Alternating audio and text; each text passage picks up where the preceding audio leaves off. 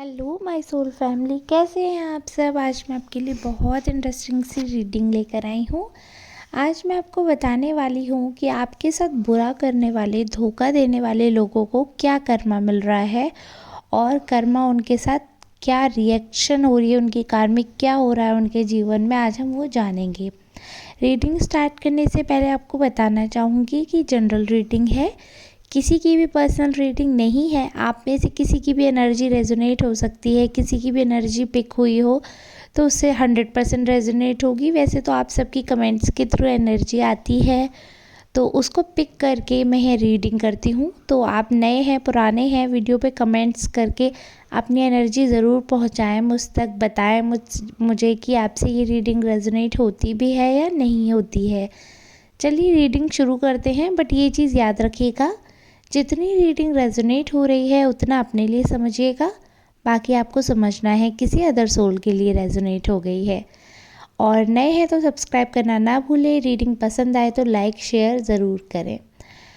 और अब मैंने कार्ड्स पहले ही शफ़ल कर लिए हैं, तो यहाँ पे क्लियरली दिख रहा है, क्योंकि मैंने कर्मा को ध्यान में रखते हुए कार्ड शफ़ल करके पिक किए थे। तो यहाँ पर क्लियरली ये विजिबल है कि जो भी आपके साथ बुरा करा था जिन्होंने, उनके जीवन में कर्म बहुत बुरी तरीके से हिट कर गया है। उनको समय बहुत गंभीर है, बहुत ही ज़्यादा उनका सच में बहुत ही ऐसा लग रहा है कि काफ़ी बेकार समय चल रहा है और सीरियस सिचुएशन है कुछ जिसमें वो फंसे हुए हैं, काफ़ी गंभीर मामलों में फंसे हुए हैं। बिल्कुल भी जिस हिसाब के वो हैं, ये पता है कैसी पर्सनैलिटी है कि दूसरों को इतना हंस हंस के इतना अच्छा बनकर दिखाते हैं, दूसरों के सामने इतना अच्छा प्रिटेंड करते हैं, सामाजिक तौर से इतने अच्छे हैं, बहुत चतुर हैं, लेकिन ये सिर्फ अपने इंसान को फेवर करते हैं जिसे अपना मानते हैं। और इनके अपने इंसान से चाहे कोई कितना भी जोड़ ले, लेकिन ये उसके कभी भी नहीं होते हैं। बहुत सेल्फ सेंटर्ड, बहुत ज़्यादा सेल्फिश इंसान है। तो इतने ज़्यादा जब सेल्फिश इंसान होते हैं तो वो दूसरों का अच्छा बुरा नहीं देख पाते हैं, और कहीं ना कहीं अच्छा बुरा तो देखना तो दूर ही है, मतलब अगर उनके से किसी का बुरा हो रहा है तो वो भी नहीं ध्यान देंगे, और किसी का अगर अच्छा हो रहा है तो वो तो सहन ही नहीं कर सकते हैं। इतनी ज़्यादा टॉक्सिक नेचर है इनकी, बहुत ज़्यादा नेगेटिविटी है इनके आसपास। और जब ऐसा होता है ना, घड़ा भर जाता है तो इंसान पे तो असर पड़ता ही है, तो वही असर इन पर दिख रहा है। घड़ा इनका भर गया है ना, तो इनका जो घड़े में से कर्म है और वो बाहर इनके निकलने लगे। अब जब सब बुरे कर्म किए तो गंदगी ही बाहर आएगी। तो जब खुद इस गंदगी में फंस गए हैं तब इन्हें समझ आ रहा है कि ये हुआ क्या है। काफ़ी परेशान हैं, बहुत ज़्यादा इनमें, मतलब बहुत ही बड़े लेवल पे झटका लगा है इन्हें, कुछ तो बुरा हुआ है इनके जीवन में, स्ट्रेंथ की बहुत कमी आ गई है। और जो भी इनका अच्छा समय था ना, उसका तो ये समझिए अंत हो गया है। बहुत टाइम से इनका धीरे धीरे बुरा समय शुरू हो ही गया था, एक्चुअली स्टार्ट हो गया था काफ़ी टाइम से, लेकिन अब ये समझिए चरम सीमा पर है। बहुत ही ज़्यादा इनकी स्ट्रेंथ ख़त्म होने का मतलब ये है कि अब इनकी सहन शक्ति ख़त्म हो रही है, ये उस चीज़ को जो ये झेल नहीं पा रहे हैं। इसीलिए कहते हैं ना कि मजाक उतना ही करना चाहिए जितना कि आप झेल सकते हैं, ऐसे ही कष्ट उतने ही देने चाहिए जो कि आप वापस ले सकते हैं। तो अब इस इंसान ने इतने लोगों का दिल दुखाया है, इतने लोगों को हर्ट किया है, इतने लोगों की भावनाओं को आहत किया है। अब सबकी जब बद्दुआएं, सबकी बुरी बातें जब अपने ऊपर आती हैं तब इंसान को पता चलता है। वैसे तो मैं सबसे यही कहती हूँ कि बद्दुआ नहीं देनी चाहिए कभी भी किसी इंसान की वजह से, क्योंकि कई बार उनके परिवार अफेक्ट हो जाते हैं। और ये बात तो आप भी जानते होंगे कि कोई भी माँ बाप बुरे संस्कार नहीं देता है, सब अच्छे ही अपनी चलती में अच्छे ही संस्कार देने की कोशिश करते हैं। जैसी उन्होंने सीख ली होती है, जैसी उनकी परवरिश होती है, उसी हिसाब से वो अपने बच्चे को देते हैं। बट कई बार क्या होता है, कुछ सोल्स इतनी गंदी होती हैं कि उनको कितना भी अच्छा सिखा लो, कितना भी अच्छा कर लो उनके साथ, बट वो दूसरों के साथ बुरा ही बिहेवियर करती हैं और दूसरों का बुरा ही करने में बिलीव रखती हैं। तो ऐसे ही ये पर्सन है, इनको किसी ने सिखाया नहीं है, ये खुद ही बुरा कर रहे हैं, क्योंकि इनका नेचर ही ऐसा है। सेल्फ सेंटर्ड जो लोग होते हैं ना, चलिए एक एक बार को हम ये भी सोच लेते हैं कि अपने लिए अच्छा सोचना गलत नहीं है। अपने लिए सोचिए, आप सेल्फ सेंटर्ड हैं, ठीक है कि सबका भला करो लेकिन सबसे पहले मेरा भला करो। अगर आपका ये थॉट प्रोसेस भी है तो ठीक है, चलो कोई बात नहीं है, आप अपने आप को सुपीरियर समझ रहे हैं तो एक वो ठीक है, आप सेल्फ लव में एक उस चीज़ में काउंट हो जाएगा। बट इतना सेल्फ लव कि आप अगले के बारे में कुछ सोच ही नहीं रहे हो। मतलब अगर एक कटोरी खाना है आपके घर में तो आप सारा खाना खुद ही खाना चाहते हो, ऐसा नहीं चल पाएगा। परिवार को सरवाइव करने के लिए जितना भी है मिल बांट कर खाना है। तो ऐसे धरती पर हम जो कुछ हैं, जो भी इंसान हैं, जीव जंतु हैं, सब ईश्वर के बनाए हुए परिवार हैं। उनके लिए तो हम परिवार हुए। जब एक एक ईश्वर ने हम सबको बनाया है, हमारा बनाने वाला जो भगवान है, जो शक्ति है, वो एक है। तो हम सब कहीं ना कहीं एक परिवार की तरह हुए इस धरती पे। तो एक दूसरे को बुरा सोचकर, बुरा भला कहकर, बददुआएं देकर या एक दूसरे का कटाक्ष करके जीवन में क्या मिलेगा? कुछ भी नहीं मिलेगा। अंत में हो सकता है क्षणिक शांति मिल जाए, जैसे कि इस पर्सन को दूसरों की बुराइयां करके, गॉसिप करके, षड्यंत्र करके, क्योंकि इनकी पर्सनैलिटी के लिए जैसा कार्ड आया, तो जैसे टीवी सीरियल में वैम्प नहीं होती है, जैसे कि वो होती है ना, नंदे और सासे दिखाते हैं वैम्प जो होती हैं सीरियल की, बिल्कुल उस टाइप की पर्सनैलिटी है ये हिडन सीक्रेट्स। अब ये ज़रूरी नहीं है कि ये फीमेल है, ये मेल फीमेल कोई भी हो सकते हैं, क्योंकि जेंडर वाइज रीडिंग नहीं है तो कोई भी हो सकते हैं। बट क्या होता है कई बार ये जो, जैसे कि अब ऐसा है, हाँ ऐसा एक बन गया है मानसिकता की, औरतें ऐसी होती हैं षड्यंत्र करने वाली, ऐसी मानसिकता टीवी ने बना दी है। तो वही मैं एक चीज़ का आपको एग्जांपल दे रही थी। ऐसा नहीं है सिर्फ लेडीज़ ऐसी होती हैं, ये पर्सन मेल भी हो सकता है, बट इनकी एक्टिविटीज़ ऐसी हैं, षड्यंत्र और जैसे पॉलिटिक्स करना और दूसरों को फंसाना, र्यूमर्स करना।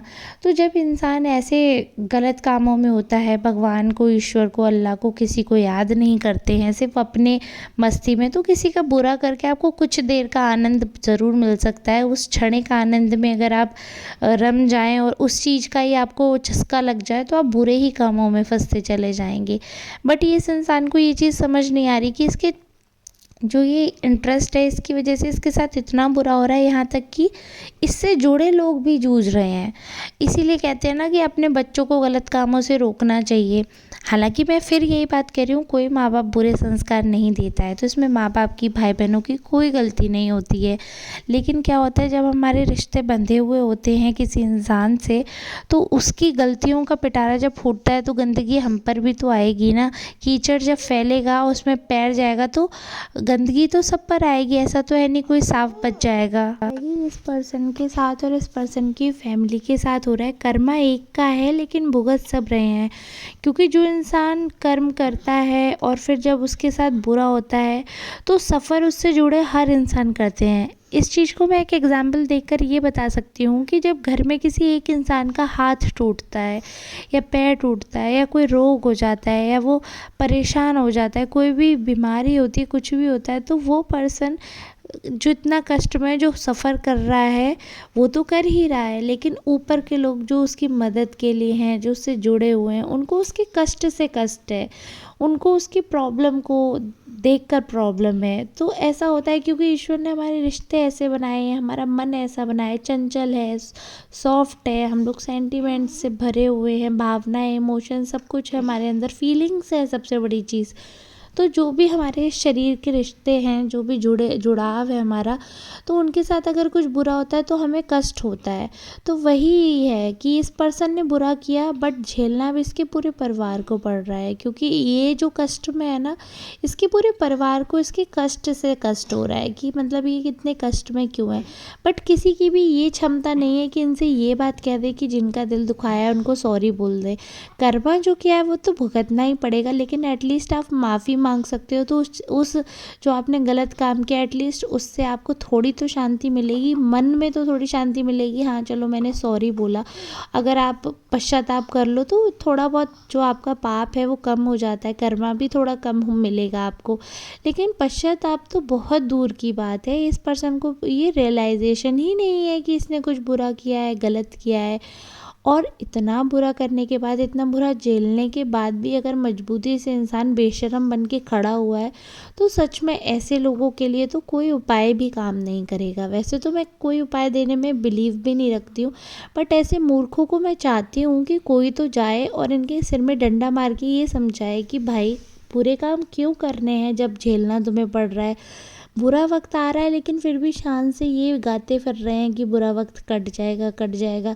ऐसे कभी भी नहीं कटेगा, आता ही जाएगा बुरा वक्त। अगर अच्छे काम नहीं करोगे, अगर अच्छी चीज़ें नहीं करोगे, तो जीवन भर बुरा ही वक्त देखना पड़ेगा। दुखाले में आए हो सुख थोड़ी मिलेगा, और उस पर भी सुख मिलेगा तब जब दूसरों को सुख दोगे। ऐसा कहते हैं ना, कर भला तो हो भला। ये पॉलिसी इनकी लाइफ में है ही नहीं। ये सोचते हैं कर बुरा और होगा भला, उल्टा सोचते हैं। दूसरों के साथ बुरा करते जाओ, अपने साथ अच्छा करते जाओ। तो वो भगवान थोड़ी इस पॉलिसी पे करेंगे। भगवान की तो वही है नियम, जो कायदे हैं, नियम है, वो चाहे आप किसी भी धर्म के हों। हर धर्म यही सिखाता है कि सबकी मदद करो तो आपकी भी ईश्वर मदद करेगा। शक्ति जो है, आप जिस में भी बिलीव करते हैं, वो शक्ति आपकी मदद करेगी जब आप दूसरों की मदद करोगे। और हम हिंदू धर्म में तो ये तक कहते हैं कि कण कण में भगवान है।